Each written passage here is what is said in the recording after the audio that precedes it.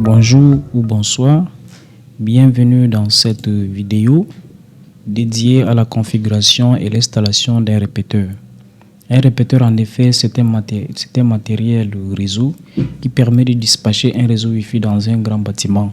Donc, si vous avez un grand bâtiment et que votre Wi-Fi a de la peine à arriver dans d'autres bureaux, vous serez amené donc à utiliser un répéteur qui va prendre la connexion Wi-Fi pour le dispatcher dans d'autres bureaux. Alors, pour configurer, pour installer le répéteur, nous aurons besoin de plusieurs matériels à l'instar d'un modem contenant une connexion Internet, un routeur. Nous, dans notre cas, nous allons utiliser un routeur TP-Link, au moins un répéteur, dans notre cas également un répéteur TP-Link, des câbles Ethernet en fonction du nombre de vos éléments et également un switch en fonction du nombre de vos éléments. Voilà. Nous allons donc lancer avec la configuration du routeur. Alors, pour configurer notre routeur, nous allons passer par mode Wi-Fi. Pourquoi? Parce que là, la vidéo montre seulement l'interface de notre ordinateur. Alors, nous allons nous connecter par Wi-Fi pour montrer comment se passe exactement cette connexion-là. Voilà. Nous allons donc lancer notre recherche de Wi-Fi. Voilà, nous allons donc repérer notre routeur, ici TP-Link BBE4 et nous allons nous connecter. Après donc connexion réussie, nous allons lancer notre navigateur. Après lancement du navigateur, nous allons lancer avec la recherche dans la barre de recherche avec l'adresse de notre routeur. Ici c'est TP-Link wifi.net. Voilà, .net. Et tapons sur Entrée. Nous sommes donc ici dans l'interface de configuration de notre routeur. Nous allons donc mettre notre mot de passe, un nouveau mot de passe, ici wordts@2025. Nous allons copier le mot de passe pour confirmation, le coller et valider. Après validation, nous allons donc chercher à mettre notre zone, heure de zone. Nous sommes au Cameroun et donc en GMT+1. Voilà. Après validation, nous allons donc appuyer sur Next.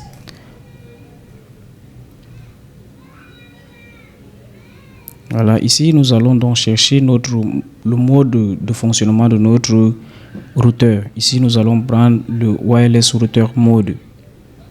Voilà, nous le détectons et nous le sélectionnons. Ensuite, nous cliquons sur Next. Yes. Voilà, nous allons maintenant choisir le mode d'attribution des adresses IP à nos éléments qui vont se connecter sur notre routeur. Ici, nous allons choisir le dynamique IP pour attribuer automatiquement les adresses IP à nos éléments. Nous allons ne pas cloner l'adresse MAC de notre routeur. Voilà. Nous validons encore. Voilà, nous allons ici, donc nous arrivons sur l'interface C, là où nous aurons la possibilité de changer le nom de notre Wi-Fi. Nous allons mettre ici DTS et nous allons changer le mot de passe de notre Wi-Fi DTS SAR 2025. Voilà, nous validons.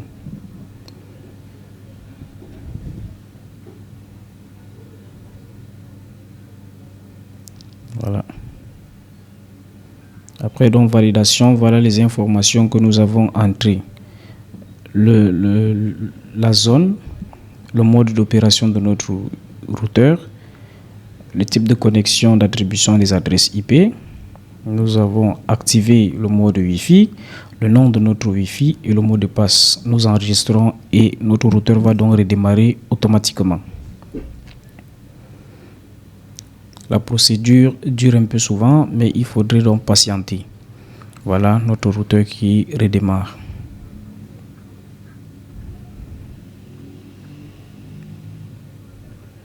Voilà. Le routeur redémarre, nous serons donc obligés de nous reconnecter à notre Wi-Fi parce que nous avons changé le nom de notre Wi-Fi. Voilà, ça devient donc maintenant DTS. Nous allons donc nous reconnecter à notre routeur. se connecter. Voilà, nous sommes automatiquement connectés à notre routeur. Nous allons donc réactualiser la page. Voilà. Nous allons donc mettre une adresse IP 192.168.1.1. C'est la nouvelle adresse IP de notre routeur. Après donc validation, nous serons amenés à l'interface là où nous devrons entrer notre mot de passe. Ici, workdts@2025 en majuscule. Voilà, workdts@2025, on valide. Voilà. Après, nous allons donc finir la configuration et voici l'interface de notre routeur qui a été bel et bien configurée. Voilà l'internet en dynamique IP. Voilà le Wi-Fi DTS SAR 2025 comme mot de passe. Et voilà donc les adresses MAC, des différentes adresses MAC qui n'ont pas été clonées. Voilà. Nous allons donc maintenant passer à la configuration de notre routeur, de notre répéteur. Pour la configuration de notre répéteur, nous aurons deux modes.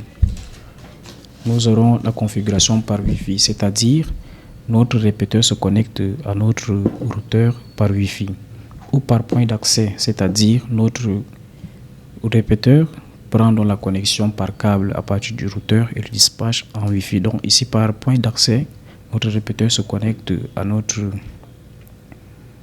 routeur par câble. Nous allons donc commencer par la configuration par Wi-Fi.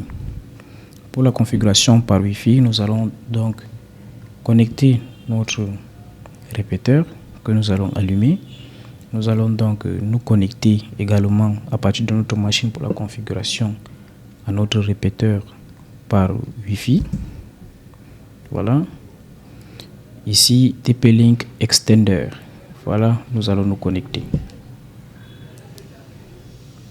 Nous sommes connectés, nous allons encore repartir sur notre navigateur pour nous connecter à l'interface.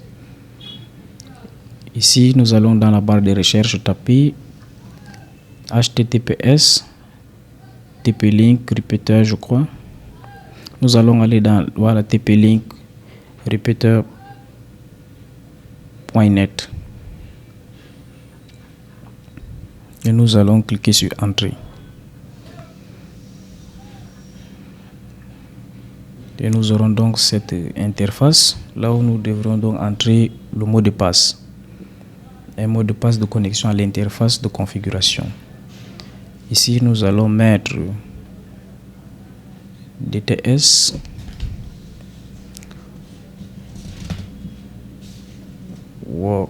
DTS@2025 en minuscule. Nous allons confirmer, copier, coller pour confirmation et ensuite valider. Voilà. Arrivé donc ici, nous serons amenés à nous connecter donc au Wi-Fi de notre routeur. Nous avons configuré notre routeur comme DTS, nom du Wi-Fi DTS. Nous l'avons donc ici en première position. Nous allons donc cliquer dessus et mettre le mot de passe qui était DTS SAR 2025. Voilà, validons.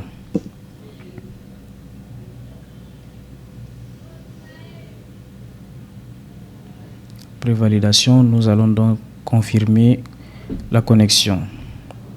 Voilà, nous allons définir le nom de notre ici nous allons donc définir le nom de réseau de notre répéteur, c'est-à-dire le nom que prendra le Wi-Fi de notre répéteur. Dans notre cas, le routeur prenait le nom de DTS. Ici donc, nous allons mettre le nom de notre répéteur en fonction du lieu où il se trouve. Dans notre cas, nous allons prendre salle de réunion. Nous allons donc effacer et remplacer par salle de réunion. La salle barre réunion DTS et nous validons. Voilà. Après validation, donc on nous demande de relocaliser notre répéteur afin qu'il puisse prendre les performances, les bonnes performances de notre routeur pour bien dispatcher notre connexion Wi-Fi.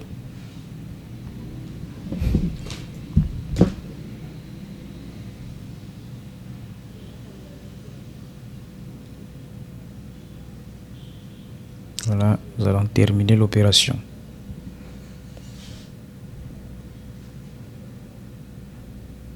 Terminé. Je me suis connecté au réseau étendu, oui. Voilà. Terminé.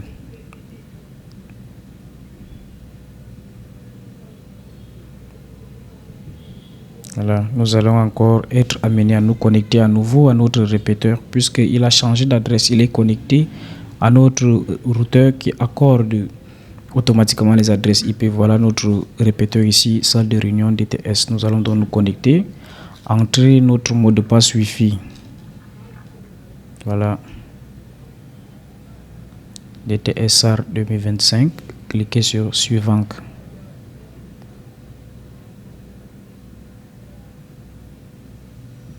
Voilà, nous sommes donc connectés à notre répéteur salle de réunion.